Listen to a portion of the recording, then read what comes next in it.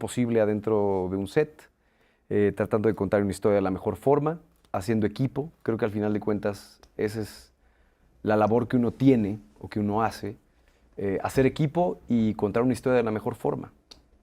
Eso también es parte de. Entonces, eso, me siento muy bien. ¿El actor nace o se hace? Yo creo que hay compañeros que tienen un don y hay compañeros que también, conforme va pasando el tiempo, van adquiriendo herramientas y esas herramientas van haciendo oficio. Yo me considero de los segundos.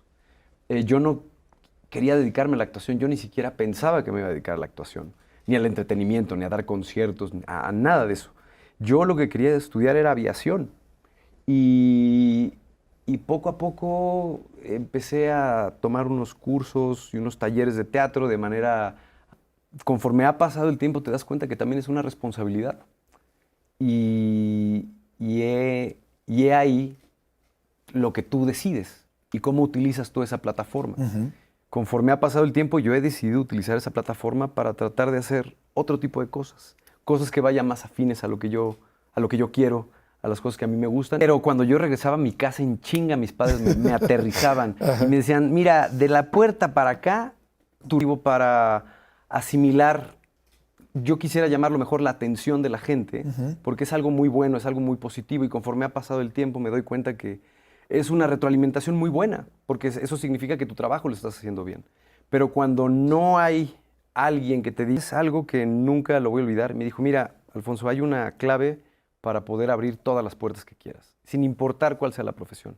Y ese es respeto y trabajo duro. Si tú llegas a cualquier parte y respetas a la gente y trabajas duro, no hay forma de que no ocurran bien las cosas. O sea, no pueden salir mal las cosas. Claro. Que fue el personaje de Carlos Rojo, de La Dictadura Perfecta, porque gracias a Luis Estrada, gracias a esa familia, porque es una familia, Luis Estrada, Jaime Sampietro, poder hacerlo de la mejor forma. Y ese personaje me retó de manera muy potente, porque de repente iba al set con Damián, iba al set con Enrique Arreola, iba al set con Noé Hernández, iba al set con Dagoberto Gama, que son grandísimos actores que admiro.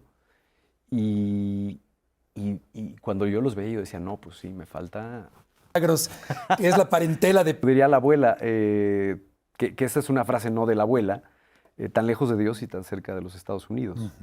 Porque al final de cuentas, y creo que esto tiene mucho que ver también con... Y me llama mucho la atención porque tú eres un periodista más importante que tiene este país y de la misma forma en el ambiente deportivo. Y si hablamos del ambiente deportivo, en México no sabemos jugar en equipo.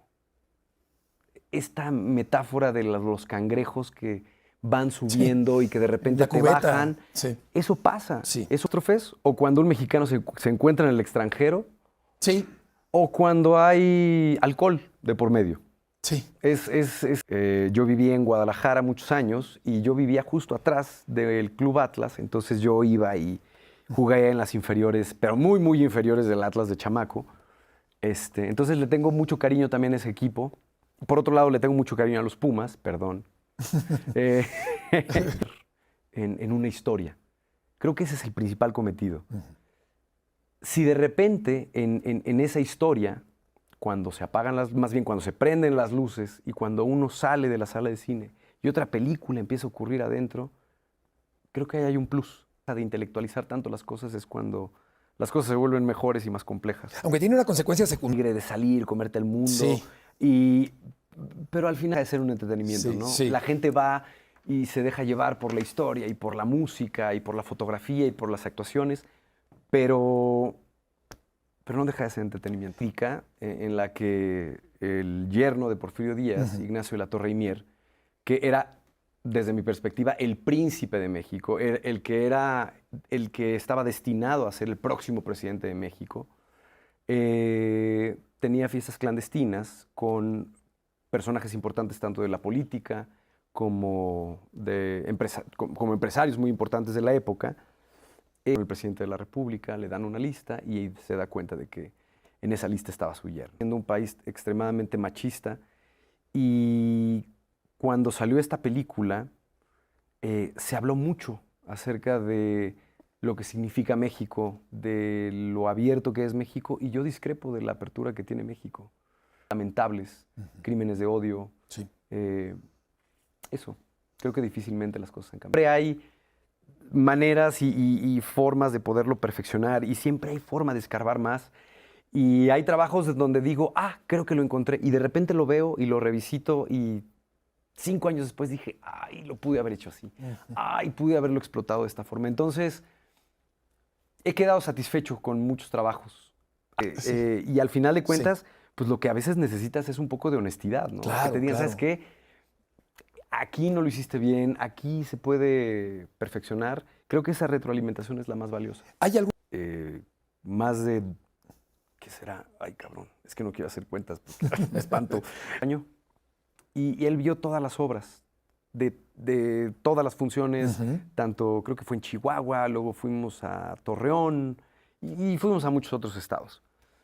Y cuando terminó la gira, yo estaba como muy emocionado. ¿Es la verdad o quieres sentirte bien? Dije, no, quiero la verdad. Claro. Y me dio una retroalimentación muy importante que tenía que ver con tecnicismos que tenía que mejorar. Mi padre le gusta mucho el entretenimiento. Es a ver cómo quedó mi trabajo. Reflejado, si eso funciona.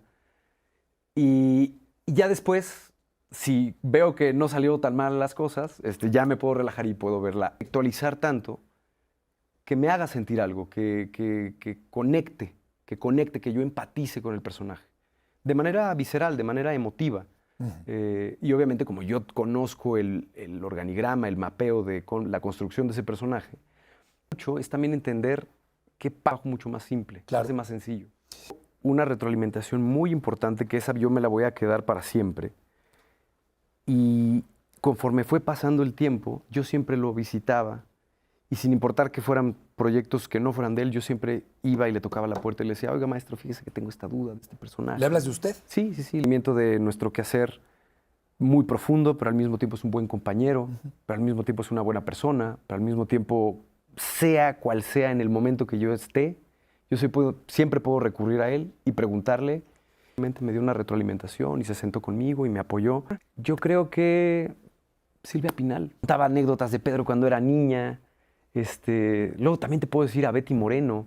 Betty Moreno, Betty claro. Moreno también la admiro mucho. Sí. Te puedo decir Queta Labat. Queta Labat Betty es Moreno. mamá De Guadalajara a México a visitar a mi padre. Un día yo he de haber tenido unos 7 años y me toca Queta Labat sentada al lado. Mira. Y me empieza que la produjo el Seguro Social.